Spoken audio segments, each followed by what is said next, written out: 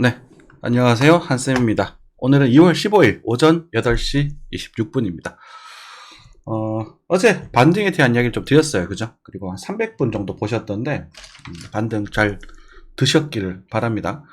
너무 길게 볼 거리가 아니에요. 그래서, 반등 파적 우리 잘 팔고 잘 잡았잖아요. 그죠? 이것도 좀 적당히 수익 내시고, 그리고, 진짜는 아마 벚꽃이 질 때 진짜가 올 거라고 보고 있습니다. 크게 시장 달라지는 거 없으니까 참고하시고요. 오늘도 환율부터 해서 한 방에 다 같이 보도록 하겠습니다. 영상을 따로 올리는 게 쉽지가 않아서 환율 그리고 그 전체적인 증시 전반적인 그냥 간단하게 탁탁탁 찍어보고 우리는 비트코인 말씀드리고 오늘은 좀 뉴스 같은 것들도 말씀을 드릴 게 있거든요. 그 순서대로 진행하도록 하겠습니다. 환율입니다. 환율은 한쌤이 이제 여기서 반등을 할 거다. 그리고 주가가 빠질 수 있다. 위험하다라는 말씀을 드리고 1280원까지 말씀을 드렸어요. 그래서 1280원까지 죄송합니다. 급격하게 반등을 하고 나서 지금 놀림 조정세 반등이 일어난 거죠. 그죠? 그래서 지금 이 달러가 다시 여기서 바닥을 다지면서 위로 한 번 더 가줄 것인가라는 부분이 문제가 되는 거거든요. 그리고 달러가 강해졌을 때 왜 자꾸 경기가 안 좋냐라고 말씀하시면 전 세계의 돈이 달러로 움직이잖아요. 그리고 예전보다 달러의 지배력이 굉장히 약해졌습니다. 그래서 미국의 달러 지배력은 앞으로도 점점 약해질 겁니다. 하지만 그래도 썩어도 준치라고, 그죠? 썩어도 준치라는 표현보다는 부자는 그래도 3대는 간다 이런 말 있잖아요. 그래서 달러가 이제 가장 큰 자본의 영향력을 주기 때문에 달러로 돈이 몰리면 전 세계에서 달러로 돈이 간다 이렇게 생각하시면 되고, 그래서 주가가 떨어지고 달러에서 전 세계로 풀리면 이제 전 세계로 돈이 풀린다. 이 주기적 사이클이 엄청 거대하고 긴 사이클을 가지고 있는 겁니다. 그게 원래 경제 원론에 맞아요. 하지만 이번에 이제 경기가 안 좋아지는데도 불구하고 계속 금리를 올린다는 거, 그죠? 물가가 올라서 이제 인플레이션 때문에 금리가 올리는 이 순서가 되는 게 맞는데, 그러면서 경기가 또 안 좋아지고 경제가 안 좋아지니까 이 중턱에서 안 좋아질까 봐 금리를 낮추고 이런 식으로 이렇게 정상적인 패턴으로 흘러가야 되는데, 과거에 코로나 시즌에 돈을 너무 많이 풀어버렸단 말입니다. 제가 그때 이런 말씀을 많이 드렸죠. 이거 바닷물이다. 그죠? 잘못하면 간수가 될 수도 있다라고. 독약이라는 거예요. 그래서 그런 건데 안 받을 수는 없잖아. 이미 정책적으로 제가 그걸 비난을 할 수는 있어도 여러분들이 거기 나와 있는 그 자금을 일단 내가 살아야 되니 받을 때는 받아야 돼요. 그죠? 그런데 그렇지만 그것에 대한 대비는 하고 계셨어야 되는 거라고.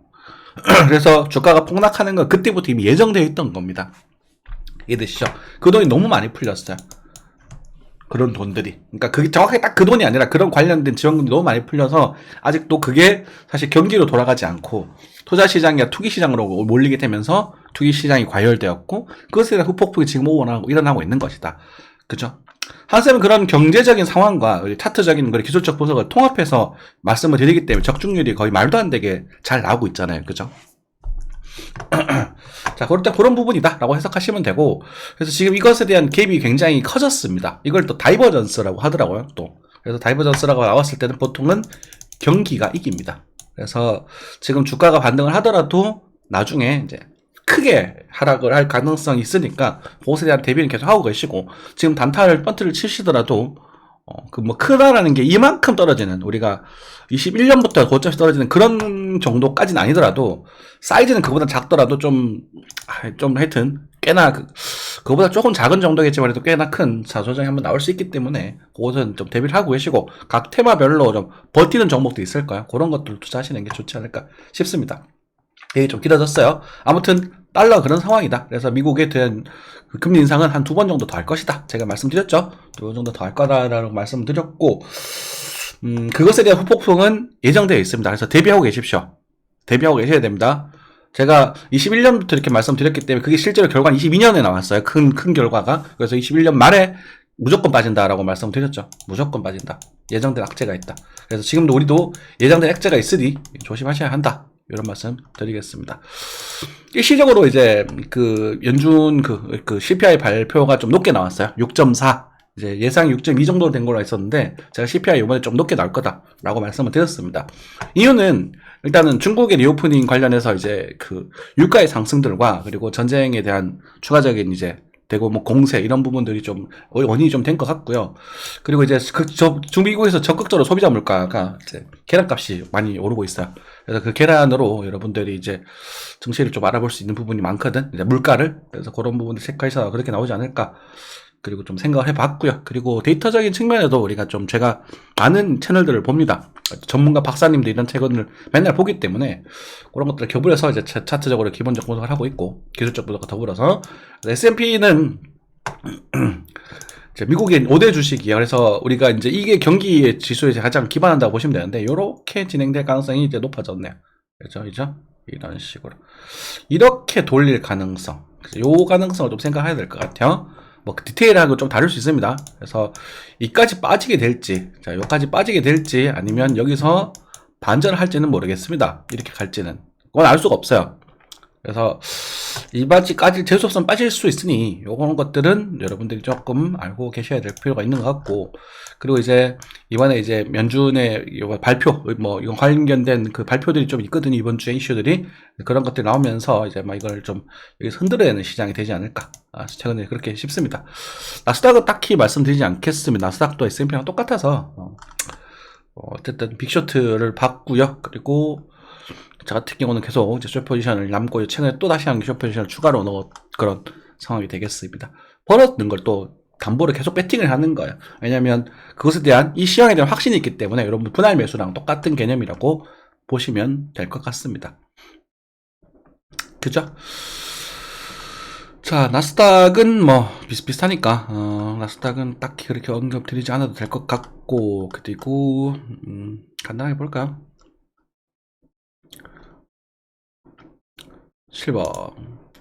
실버도 일단은 바닥을 좀 다지는 모습을 좀 보여주고 있습니다. 그래서 기술적 반등이 조만간에 한번 나올 수 있을 거다. 그래서 은과 금 같은 경우는 우리가 이제 투자적 자산으로서 큰 무빙이 아니면 사실 진입하기가 조금 까다롭거든요. 그죠? 그래서 그런 정도가 있으니까 일단은 뭐 여기까지만 정도 보면 될 것 같고요.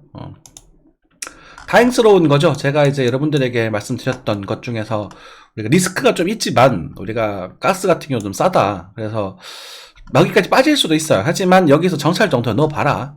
그래서 무리하지 않는 선에서 한번 도전해볼 수 있다. 그죠? 이거는 더 전부하면 무조건 오르는 종목이거든. 근데 한 번 더 빠지고 오를 수 있을 거야. 그 부분에 있어서 우리가 가지고 있는 ETN 같은 종목들의 특성은요, 1000원 밑으로 빠지게 되면 강제 청산이 돼버립니다. 그래서 요 가능성이 이제 제가 보고 있는 종목이 거기 가능성이 조금 있어서 좀 조심스럽긴 한데, 그래도 일단은 바닥을 다지는 모습을 좀 보여주고 있고, 그리고 인플레이션이 다시 한번 발생될 가능성이 좀 있다. 그래서 3달러 정도 가면 청산을 좀 하시는 게 좋을 것 같아요. 어쨌든 수급이 강력하게 들어왔고, 단기적인 측면에서도 이제는 이것도 어제 시황을 좀 드렸죠. 어제 시황을 드렸던 게 뭐였냐면 그대로 간다, 그죠? 수렴을 하고 위로 해서 한번 갔다가 이렇게 빠지는 정도. 이게 어디까지 갈지는 정확히 알 수가 없습니다. 이렇게 말씀드렸습니다. 그래서 뭐 손절가가 이제 나왔어요. 여기는 손절이 이제 나가면 안 되는 자리가 되었습니다. 여기 깨지면 이제 좀 많이 빠질 수 있으니까 손절을 이제는 잡을 수 있겠다. 그죠? 바닥을 이렇게 3번 다지면서 저점을 올렸거든요. 그래서 이런 자리는 손절을 잡으시면 됩니다. 여러분들이 투자하실 때도 요때 하시면 돼요. 이게 무리해서 막 이럴 때 막 들어갈 필요 없고, 우리가 좀 수급이 좀 강하게 들어오면서 브레이크를 걸었죠? 거래가 많이 들어오면서 바닥을 다지면서 입형들 이렇게 돌릴 때, 요럴 때 노리시면 되는 겁니다. 가스. 가스가 좀 걱정 반 기대 반 요래요. 네. 코스피도 뭐 큰 지수적인 측면은 크게 달라지는 게 없으니까 그냥 그 정도 하고 비트코인으로 좀 넘어가도록 하겠습니다. 비트코인입니다. 달러부터 보도록 할게요. 자, 비트코인이 꽤 반등을 했죠. 그죠? 우리가 외환은 한 번 더 살짝 이탈하는 모습을 보여줬어요. 환율의 변동성 때문에 이탈하는 모습을 보여줬지만 다이버전스가 등장한단 말이에요. 신기하죠? 한쌤 어떻게 이렇게 잘 맞출까? 잘할까? 그래서 여러분들에게 단타적인 측면에 대한 이야기를 드렸습니다. 원화적으로 여기 1790만원을 손절가로 두시고, 그렇죠? 90만원 손절가로 두시고 여기서 흔들고 반등을 했죠. 제가 한 50 정도 간단하게 말씀드렸고 한 80 정도까지 갈 수도 있을 것 같은데 일단은 50%는 부담 매도를 해라 이렇게 말씀드렸어요. 그죠? 그럼 또 수익 확정이잖아. 그죠? 1%의 손실이 무서워서 2% 가까운 수익률을 포기했다 라고 하는 건 여러분들이 매매를 하시면 안 된다라는 걸 의미를 하는 거예요. 여기서 무리할 필요 없거든. 여기서 하면 되거든. 그죠? 여기서 방향이 밑으로 갈지 위로 갈지에 대한 부분을 체크를 하는데 거기서 한쌤이 여기서 시그널을 잡았단 말이야. 그리고 그게 맞은 거고 그 확률이 뭐 7대3이 되든 6대4가 되든 높으면 되고 손절이 안 나가면 이득인 거예요. 그죠? 여기서 지금 이제 살까요? 또 올라갈까요? LI. 그죠? 지금 손절이 멀어졌어요. 그렇죠? 2,780만원, 2,790만원이 손절이니까 그거 알아보시고 손절까지 계산하셔가지고 항상 이렇게 진행을 하시면 될 것 같고 지금은 곧 이제 예전에 말씀드렸던 그러니까 시나리오가 이렇게 되는 부분과 여기서 이렇게 돼서 이렇게 되는 부분을 말씀을 드렸는데 요 가능성이 조금 오픈이 됐다 정도 수준입니다. 그래서 그것에 대한 갈 것이다가 아니라 그것에 대한 기준점이 생겼다 이렇게 해석하시면 좋을 것 같아요. 왜냐면 이게 이렇게 돼도 이게 나와도 이상할 게 하나도 없어요. 이게 이상할 게 하나도 없다고. 하나도 이해되시죠? 그죠? 그리고 여기가 요 부분이 뚫기가 쉽지가 않을 것 같아요. 요 녀석이거든? 요 녀석. 그래서 여기 일단 정확히 될 거고 오늘을 좀 지켜봐야겠죠. 뭐 일단 다 단타적인 측면입니다. 어쨌든 여러분들은 이제 손절가가 나왔기 때문에 여기를 지키면서 매매하시면 됩니다. 그게 끝이에요. 지키면서 매매하시면 됩니다만 뭐 글쎄요. 그 정도밖에 말씀을 못 드릴 것 같아요. 이렇게 손절가 나왔다. 자, 뭐 떠거나 이런 앱토스도 탈출할 자리를 줄 거다라고 말씀드렸습니다. 가격은 도달하지 않았습니다. 한쌤은 거짓말을 하지 않아요. 제가 여러분들에게 말씀드렸던 가격이 여기였습니다. 그죠? 그래도 여기였다라고 말씀드렸고 그 다음에 여기서 1볼벳 하단가라서 기술적 반등이 나올 수 있는 존이고 이게 이제 탈출을 한번 할 수 있는 기회를 줄 것이다 라고 말씀을 드렸거든요. 그냥 올라가면 탈출 잘 하셔야 됩니다. 탈출하세요. 네, 난 분명히 말했다. 이거 더 뚫고 올라가도 여러분들 이런데 미련 두다가는 죽습니다. 이런 것들은 하지 않겠습니다. 네, 그렇게 보겠고 뭐 영상을 안 보셔서 매수를 못 잡은 것들은 뭐 딱히 할 말은 없네요. 네, 그렇게 일단 말씀을 드리면 될 것 같아요. 자,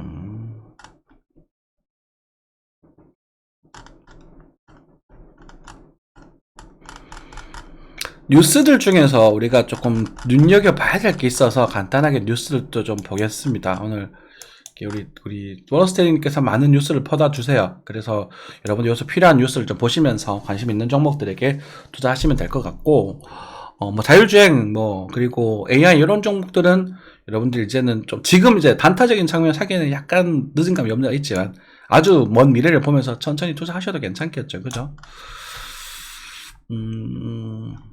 제가 이제 그래도 여러분들에게 말씀드리고 싶은 AI 같은 것들은 많이 말씀드렸으니까 말씀드리고 싶은 것들은 요겁니다. 일단은 자, 신용융자 이자 상승에도 비투기미가 늘었다라고 하는 부분이요. 빚을 끌어서 반등을 했다. 주가가 반등을 하는 이유가 제가 대출 때문이라고 말씀을 좀 드렸습니다. 대출 때문에. 그래서 여러분들 그 국가에서 이 정책이 뭐 금리나 이런 그 경기가 안 좋아졌을 때 이렇게 할 수 있는 정책이 있는데 빚을 늘려서는 안 됐었어요. 그 빚을 부동산에 막 권장을 했잖아. 근데 요게 나오면서 일단은 많이 움직였다 이렇게 보시면 되겠습니다. 그래서 이게 이제 한번 이렇게 증가가 되면 한 방에 이렇게 또 꼬라박고 그러지는 않을 거예요. 하지만 벚꽃이 빌칠 때 중시도 한번 같이 질 가능성이 굉장히 높아졌다라고 보시면 될 것 같습니다. 그죠? 제가 이것도 말씀 여러 번 드렸었죠. 꾸준히 봐주시는 분들 계시니까. 그래서 이렇게 좀 불편한 상황이다. 이거 알고 계셔야 됩니다. 그렇죠? 금리가 이렇게 높은데 금리를 동결하더라도 고이자 시대거든요. 긴축이란 말입니다. 그래서 이게 그런 상태에서도 사람들이 대출을 끌어다 쓴다는 건 이게 마약을 맞은 것 같은 거예요. 대출을 쓰다 보니까 내 돈이 내 돈 아닌 것 같거든. 여러분 대출 쓰고신 분 아시겠지만 대출 좀 편하게 한 번 쓸 때가 어렵지 한 번 쓰고 나니까 되게 편하게 쓰더라고요. 그러면서 뭐 망해버리고 어쩌고 저쩌고 이렇게 잘못하면 이제 뭐 문제가 되고 이러는데 이 많은 분들이 이제 마약 맛을 본 거라. 그죠. 이렇게 좀 문제가 될 수 있다. 잠재적으로 그렇게 좀 말씀드리겠고. 그리고 이제 뭐 예금 금리가 낮아지고 있다는 측면도 있습니다. 그죠? 예금 금리가 벌써 낮아진다고? 이게 좀 그렇긴 한데 어쨌든 예금 금리는 작년 말이 아마 고점이었을 겁니다. 그리고 한국은 긴축을 너무 강력하게 할 수가 없어요. 아니 그러면 부동산이나 이런 대출이 워낙 많기 때문에 가계대출이 그러니까 빚으로 여러분들 어깨 힘주고 사는 사람들이에요. 빚으로 여러분들 큰일 났어. 요런 돈들이 일시적으로 풀리면서 일찍 들어왔던 그런 적금들이 좀 풀리면서 일시적으로 우리가 주가의 반등을 좀 보여주고 있는 그런 부분이다. 이렇게 생각하시면 되겠고 요거 그렇게 긍정적인 장기적으로 긍정적인 뉴스는 아닙니다. 그리고 카드부실 연체율이 오르고 리볼빙 사상 최대니까 전부 빚이라는 거예요. 지금 빚 리볼빙 이거 한번 맞아보시면 장난 아니거든요. 제가 그냥 깜빡하고 결제를 안, 통장에 돈을 안 넣어서 열봉이 된 적이 있는데, 이자도 장난이 아니더라고. 그죠? 위험해요. 그래서 이러면서 카드사들과 이 금융권들이 한번 흔들릴 가능성이 있다라는 것들 계속 알고 계셔야 됩니다. 이거는 것이다가 아니라, 아, 내가 예를 들어서 약을 처방을 받으면, 아, 이런 부작용이 생길 수도 있겠구나. 이런 것들을 준비를 하고 대비를 해놔야죠. 그죠?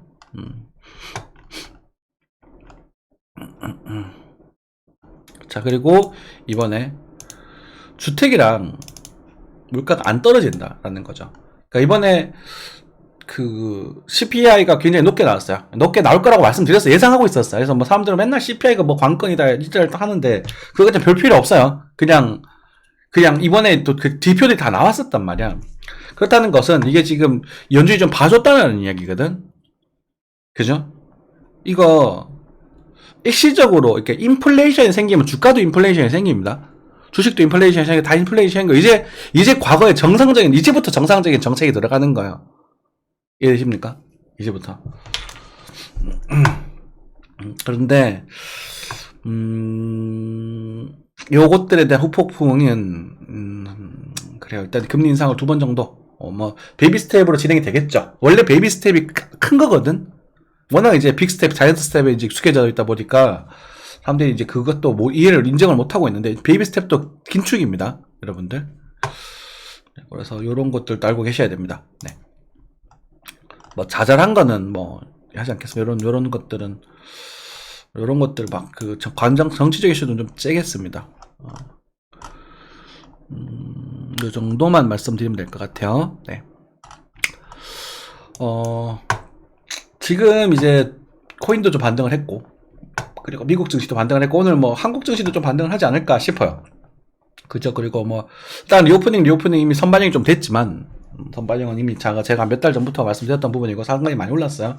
그런 것들에서 이렇게 반등이 조금 나오지 않을까 싶어요. 그리고 주가도 환율도 2280원까지 갔다가 떨어지는 부분이잖아. 네. 그렇다고 하더라도 낙관론에 빠지지는 않으셨으면 좋겠습니다. 낙관론에 여러분들이 계속 중요하게 여기셔야 될 부분이 뭐냐면 일단은 금리를 너무 많이 올렸다. 이것에 대한 후폭풍이 올 것이다. 그죠? 올 것이다. 올 수밖에 없습니다. 옵니다. 무조건. 너무 많이 올렸어요. 후폭풍이 온다. 근데 후폭풍이 엄청난 폭풍으로 올 것인가? 그리고 그냥 아니면 그 단순한 비바람 정도로 그칠 것인가? 요 두 가지의 관점이 있는 부분이고 대출 부분입니다. 그죠? 대출 부분이 굉장히 크죠? 이런 부분들 좀 생각을 하고 계셔야 됩니다. 그래서 방망이는 짧게 잡으시고 손절가는 이제 제시가 됐고 우리 사실 뭐 어제 단타에 대한 얘기를 드렸기 때문에 지금 또 수익 구간이 실 겁니다. 그래서 방망이 좀 짧게 잡으시고 어제 사셨던 분들은 한 20%, 30% 정도 덜어내시고 그죠? 덜어내는 거예요. 그냥 거의 바닥에서 잡아드렸기 때문에 그러니까 이제 깨져봤자 본전이거든. 1%, 2%, 그리고 30%, 60%, 33%, 66%, 2배잖아요. 이 산수 계산 안 되시는 분 없으시죠? 그러니까 잘라내시고 남은 것만 들고 가시면 되겠습니다. 이상 마무리하겠습니다. 감사합니다.